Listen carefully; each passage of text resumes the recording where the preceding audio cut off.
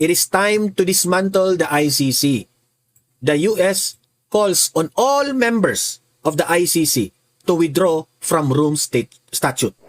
Pero dahil nga sa ginagawang kampanya ng Amerika na ang pangako talaga nila brick by brick, talagang bubuwagin nila itong ICC, diyan po nabubuhayan tayo na kapag wala ng ICC, wala naman silang gagawin, wala na silang alternatibo kung hindi pa uwiin talaga si Tatay Digong. Narito ang Balitang Pinoy TV.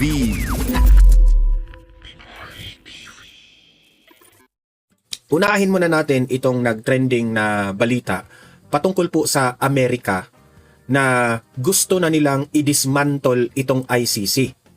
At sa mga nananawagan po ang Amerika ngayon na lahat ng mga miyembro ng ICC ay mag-withdraw na ng support ng ICC at tuluyan ng i-dismantle.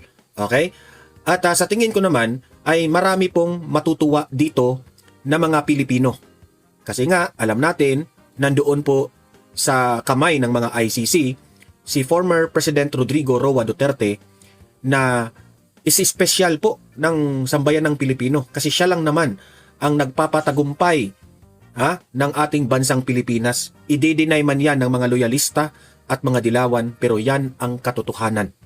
Okay? Mamaya pag-usapan natin yan ang update dyan kasi grabe guys. Ang mga miyembro ng ICC tumiwalag na.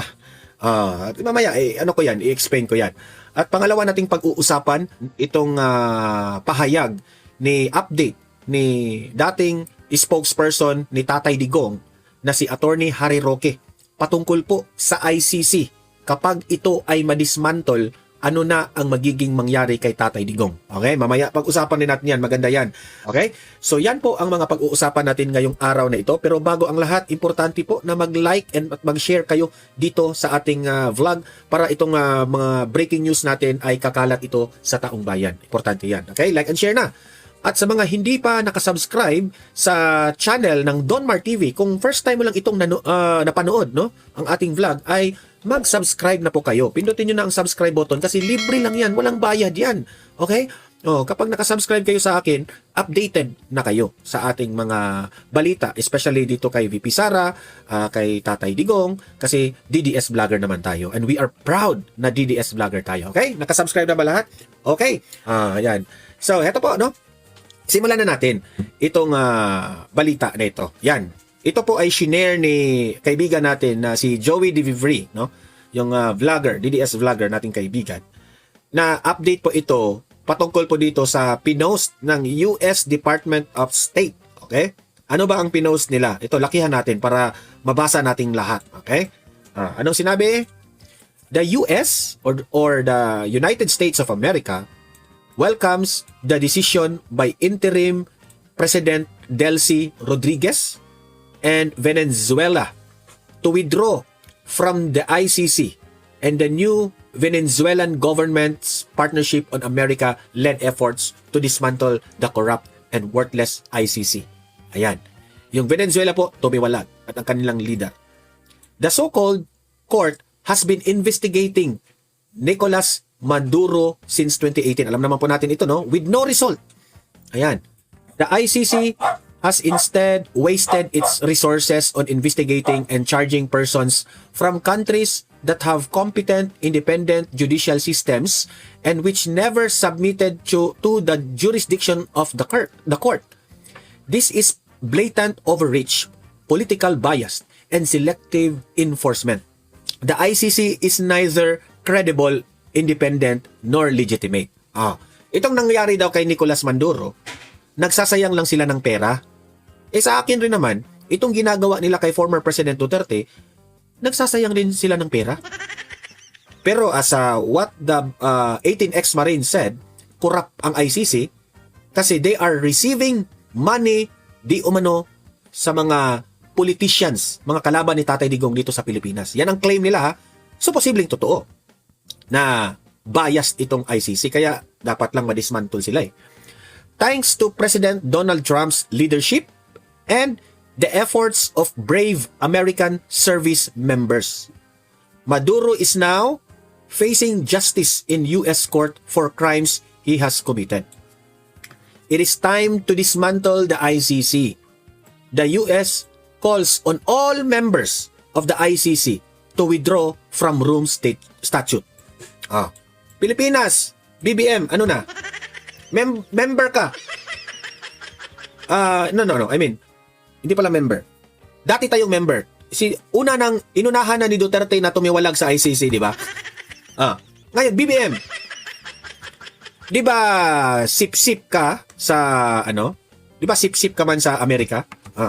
Papunta-punta ka pa doon na kinausap mo si Donald Trump, di ba? Ano na? Di ba? Di ka man nahiya? Pinakulong mo si Tatay Digong doon sa ICC? Ayun pala yung kaalyado mong halik ka sa puwet ng Amerika? Di ka man nahiya dito? Delikadesa lang, BBM! Delikadesa! Di ba? Kasi itong ICC, wala na talaga ito. Wala na talagang patutunguhan yung instead na nakakatulong sila sa mga bansa na medyo inaabuso ng kanilang sariling mga ito pa yung ICC, ginamit pa for political weapon. Yan. Ito, example sa nangyari sa Pilipinas. Nakikialam sila sa away politika dito sa Pilipinas. Hindi maganda. Hindi talaga maganda. Kinulong pa nila si Tatay Digong. Dahil si Tatay Digong ang unang nagkikriticize dyan sa ICC. Hindi po nagkamali si Tatay Digong na nagkikriticize dyan sa ICC. Bakit kayo mangingialam sa problema namin dito sa Pilipinas?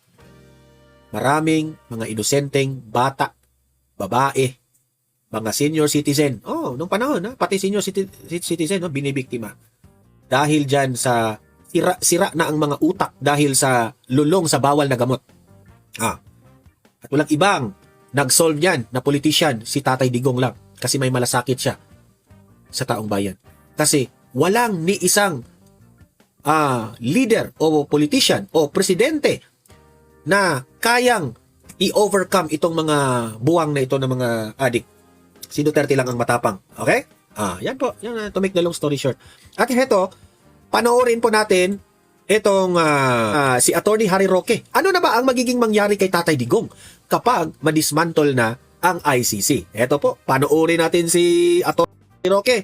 Play! Magandang araw po sa inyong lahat, ha? Narito po kami ngayon sa bahay ng isa kong matalik na kaibigan dito sa Vienna. Sa labas po siya ng Vienna, pero napakagandang lugar, no?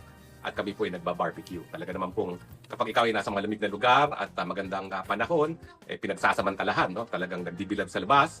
At ngayon po kami nagbabarbecue. Napakadami ko pong nakaing liempo, no? At sa ngayon, patuloy pa rin ang pagkain at meron kaming halo-halo bar, parang nasa Pilipinas din. Anyway, alam ko po na napakahirap ng buhay sa Pilipinas ngayon, so pasensya na po. Pero hindi naman po nawawala sa isip at sa damdamin natin ang ating mga kapwa Pilipino na alam natin na naghihirap. Alam niyo po, no, ang daming mga pangyayari ngayon, no? Pagamat si BP Sara ay talagang patuloy ang kanilang pagtatangka na pabaksakin, lumabas na naman ang survey, no? Mahigit 20 points ang agwat po niya kay Lenny. Alam niyo po, ibang klase talaga itong si BP Sara, no? Ang akala ng mga kalaban, kapag sila ay nag-impeachment, nangyari kay BP Binay na bumagsak hanggang hindi na nga nanalo para presidente. At lumabas ay si Tatay Digong na wala namang akalain maging presidente. Walang pagkakaiba po kasi ni BP Sara, kahit anong sirang gawin nila, wala naman silang mapakitang tagong yaman. Ibang klase naman kasi nakita ng taong bayan, yung farmhouse ni BP Binay na parang Disneyland, no? Wala naman ganun si BP Sara, no? So, ang epekto ng kanilang impeachment, imbis na bumagsak si BP Sara, lalo pang tumaas. Naalala nyo na yung isang survey, bago itong last survey na impeachment, malapit na si Lenny. 10 points na lang ang diferensya nila. Ngayon, more than 20 points ang diferensya. Nagpapakita po talaga na habang ginigipit itong si BP Sara, lalong napapalapit sa taong bayan. Kasi alam naman natin na habang humihirap ang buhay, kinakailangan magkaroon tayo ng pag-asa, magkaroon tayo ng bagong leader. Pero siguro, bukas pag-usapan natin yung mga surveys na yan at kung ano mga ibig sabihin yan para sa kandidatura ni BP Sara at sa ating kinabukasan bilang mga Pilipino. No? Pero ngayon, ang gusto ko po pag-usapan, kahapon nung Biyernes pala, nagbutuhan ang mga miyembro ng ICC kasi bakina yung ICC prosecutor na si Karim Khan. Ako po, ang sama ng loob ko dyan, talagang dinideklara ko naman po, may sama ako ng loob dyan, siya po yung nag-object nung ako dapat ay papasok bilang isang abogado at ang sabi niya, ay nako yan, ay maraming kaso sa Pilipinas pag yung papasukin bilang abogado yan. Yung mga panahon na yun, wala naman akong kaso, no? Congressional warrant of arrest lang. Ngayon, siyempre, meron na mga kaso, so naintindihan po kung ang hukuman, baka magkaroon ng atubili na papasukin ako bilang abogado ni Tatay Digong, no? Kasi tanim kaso na yan. So hanggang hindi mag-grant ang aking asylum, mukhang wala akong pag-asa na payagang pumasok na hukuman. Atay naman natin yan, pinagdadasal natin yan at sana nga mangyari na sa lalong mabilis na panahon.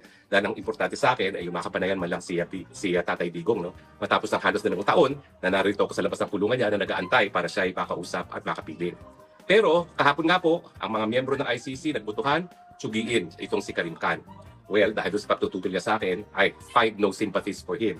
Ang sinasabi niya, gawain lang daw yan ng mga estado ng Israel dahil at saka ng Russia dahil daw ay kinasuhan niya si Netanyahu at saka si Putin. Pero katotohanan naman, wala naman pakialam yung Israel at saka yung Russia sa ICC dahil minsan di naman sila naging miyembro. So bakit pa kinakailangan siyang balikan? Dahil alam naman nila, hindi nila malilitis itong si Netanyahu at si Putin dahil minsan hindi sila naging miyembro. Bagamat, yan din po ginagawa nila kay Tatay Digong. No? Hindi na nga tayo miyembro, nagpipimilit pa na litisin si Tatay Digong. Pero ang importante na pag-usapan natin, kaya siya tinanggal dahil nga doon sa kanyang pagiging manyak. Na minanyak niya yung isang batang abogado na nagtatrabaho para sa kanya.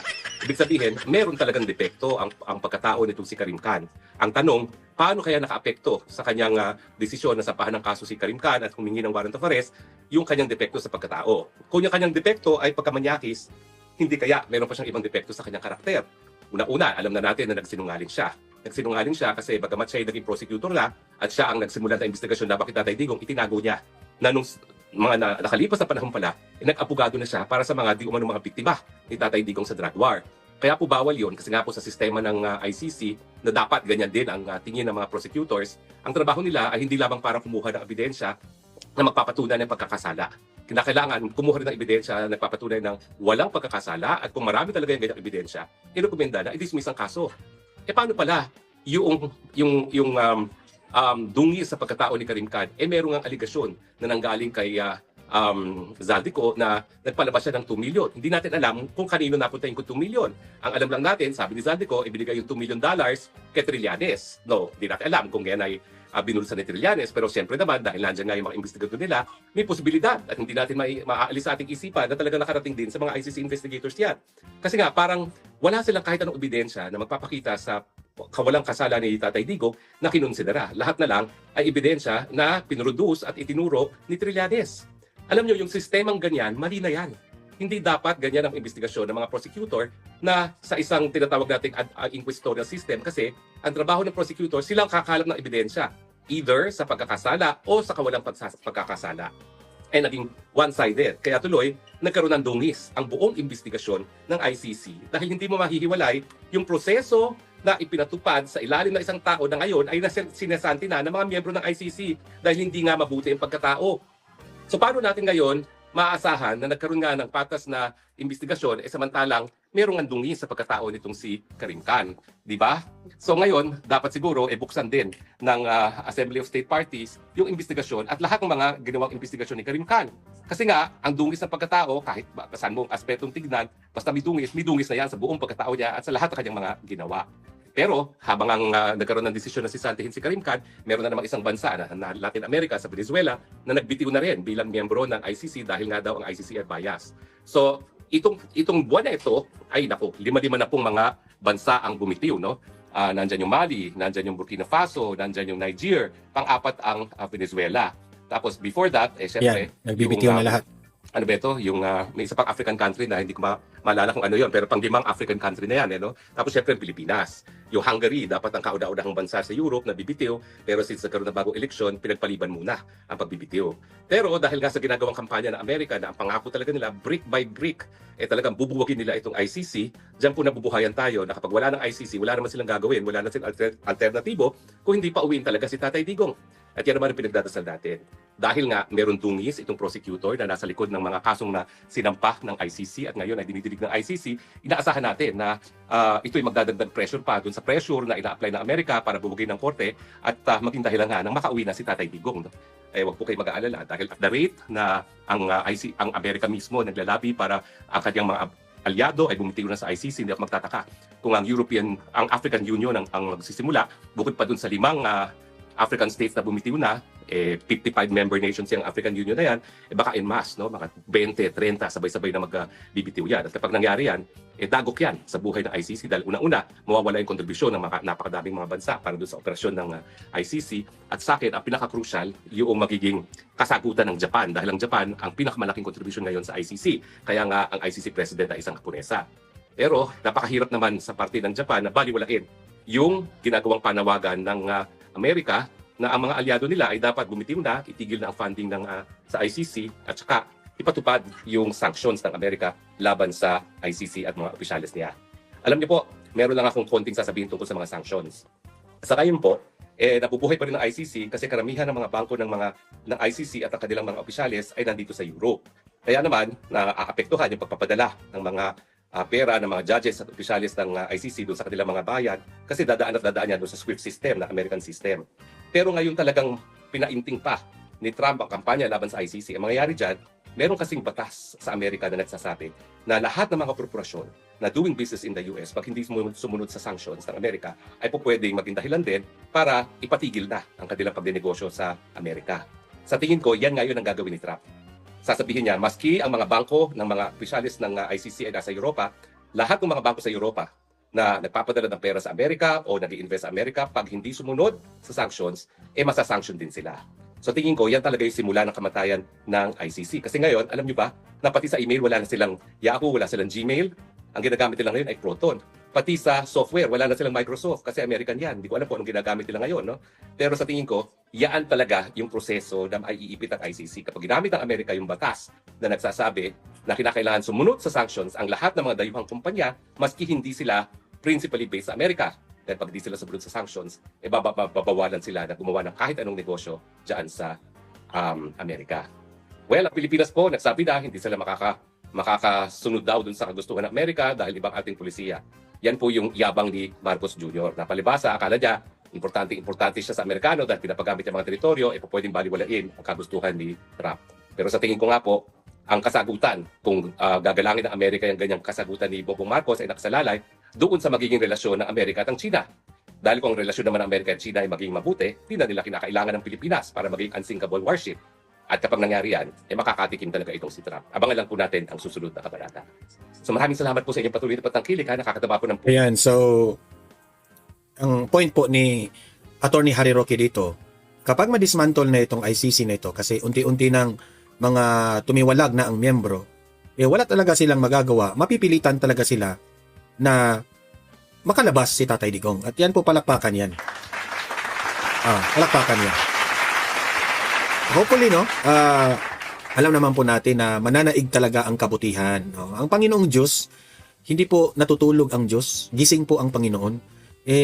Alam naman po natin ang katotohanan po patungkol po kay Tatay Digong, di ba? Heto naman, panoorin natin itong interview ni Senator Alan Peter Cayetano kanina ito na sa Senado. Ito yung panggigipit ng administrasyon dito sa minority ng mga senators. Okay? Ito po, panoorin natin. Will this be that the Senate is already resuming with impeachment, with budget, with LEDAC bills? We have a crisis of hope. Marami tayong hinaharap na crisis ngayon, di ba? Crisis ng tiwala sa gobyerno. I'm not talking about the administration lang, but to everyone. Hindi lang dahil sa batuhan ng akusasyon kasi after 1 year, hindi pa klaro yung reforms dun sa flood control at infrastructure scandal. Yung day-to-day na corruption, whether yan ay traffic violation, yan ay permits, ay parang naging naging sa kultura na natin. Having said that, unknown pa or uncertain kung ano nangyayari sa Middle East, kaya ang presyo ng gasolina, asahan nyo na bababa ng konti, after 2 months, 3 months, tataas na naman. Maraming maliliit na negosyo ay umaangal na hirap na po sila. So on one side, magandang naitaas yung minimum wage, especially sa malalaking kumpanya na napakaganda naman ng profit margins. On the other hand, for small businesses, may question mark din, di ba? Tapos yung spending, OFWs nangangamba na pag tinamaan nga yung mga bansa nila, lalo sa Kuwait, Bahrain, Qatar, ay baka mawalan sila ng trabaho. Then of course, for many in the opposition, yung undeclared martial law is an issue and meron nga bang election sa 2028. So all of this, SONA is an opportunity to give some certainty. SONA is an opportunity not to pin the hopes on the administration, but hope na on certain areas pwede magkaisa. Di ba? Halimbawa sa economy, when I had the chance to speak to many of the high officials in my short stint as a Senate President, sinabi ko sa kanila yon na okay sa akin yung prioritize yung ekonomiya, okay sa akin at okay na okay yung fair at saka maayos na impeachment, and then paano natin i-resolve yung flood control na katanggap-tanggap. So it's an opportunity, mamaya is an opportunity, but as you said nga, no, sa impeachment trial, may 1 hour leisurely lunch ka, but let's say 4 to 7 yung yung Session. session. So, ang matitira mo lang meeting time if you like meeting ng lunch, breakfast, or dinner is dinner. So, kung makauwi ka ng mga 9 o'clock, magbabasa ka ng 1-2 oras, 11, gising ka ulit ng 6-7, parang talagang ang gagawin mo na lang ay yung session hall at saka yung impeachment ng Monday to Wednesday. Meron naman Thursday to Saturday, but given that our senators are elected nationwide at dapat nagpapakita din kami sa other parts of the country, it'll be a challenging, hindi ko talaga malaman kung 3 months, 6 months, meron nga yung sinabi ni Senator Win na sa takbo ngayon baka umabot ng 1 year. So let's see, but we just have to rise to the challenge. How will you be adjusting, sir? Knowing na tao rin naman kayo at may hearings, may budget. Partly you plan it. Well, yun yung main concern ko. Malaki sa mga skandalo ay hugot sa budget. So yung mas concern ko nga na pag umabot to ng late October, November, kasi remember kahit na November na yung budget hearings dito or October during the break, binabantayan na namin yung sa House, binabasa na namin yun eh. So yun ang medyo mabigat. Tapos alam naman, ilan na ba yung secretaries na hindi pa nako-confirm? Diba? Water lang. Pero Senator, sir, Yeah. sa atin kayo ng... I'll just have Sa atin kayo mamaya at bakit kayo naka-block? Hindi pa kami nag-uusap lahat. Ito na nga mga kabalita. Ano na ang masasabi nyo patungkol sa balitang ito? Please comment down below mga kabalita. Pag-usapan natin yan sa comment section. At kung di ka pa nakasubscribe sa ating channel, baka naman